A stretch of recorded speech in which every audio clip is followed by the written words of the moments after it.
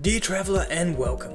Today we're taking a trip back to 2003 where the cult classic movie American Splendor was released. How do you cope with loneliness, Harvey? Did I say I watch television? Yeah, you mentioned you watch TV, you listen to your jazz records, you read.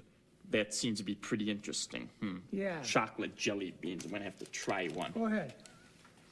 Also in 2003, Samsung was hard at work trying to stay ahead of the curve in the tech industry, with the TXN 2020 TV and the daring SPH N270 mobile phone. They also released the digimax 300.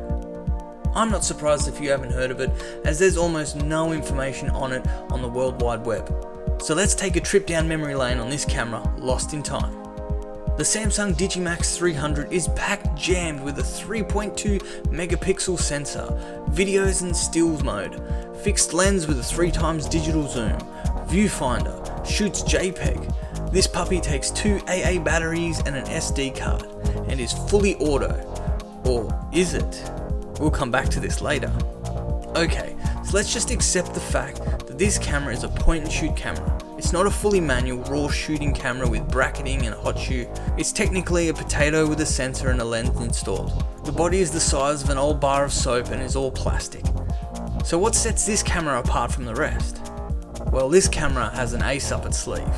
I don't know who the Einstein was who decided to install a manual distance focusing lens on an early 2000s camera, and I can only assume that they lost their job shortly after, but I want them to know that I get it.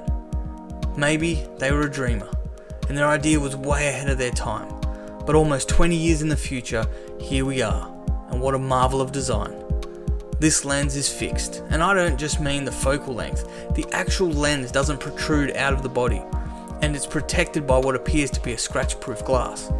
Next to the lens is a focal distance adjustment, where you can set the focus from Spiky Flower to Lady in Contemplation, all the way to Green Penguin in Triangle Town. So what we have here is a manual distance focusing digital camera, and I love it.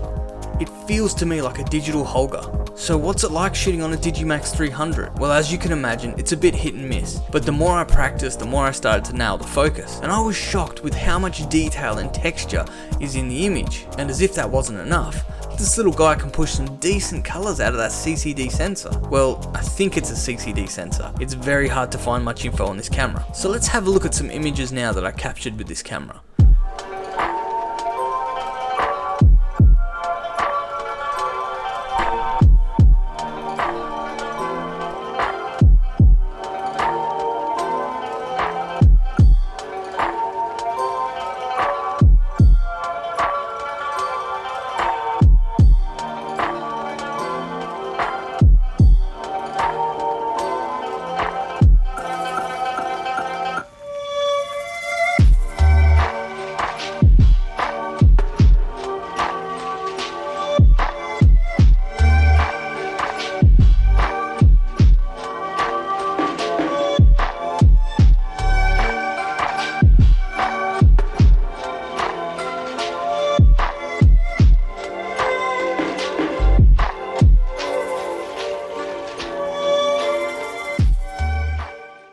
So to summarise my experience with this camera, I would say it's a great camera to have some fun with that can also be a good tool for practicing distance focusing with.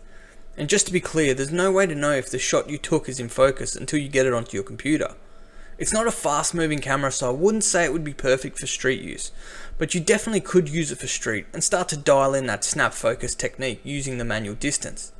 I'm honestly impressed with the Samsung colours, and it makes me wonder what other Samsung cameras are worth trying. Leave a comment below if you know of any. Well, that's it from me. I hope you guys enjoyed this, and please let me know what you think. If there's any old cameras that you like using, let me know in the comments below, and as always, I will catch you on the next one. That seems to be pretty interesting.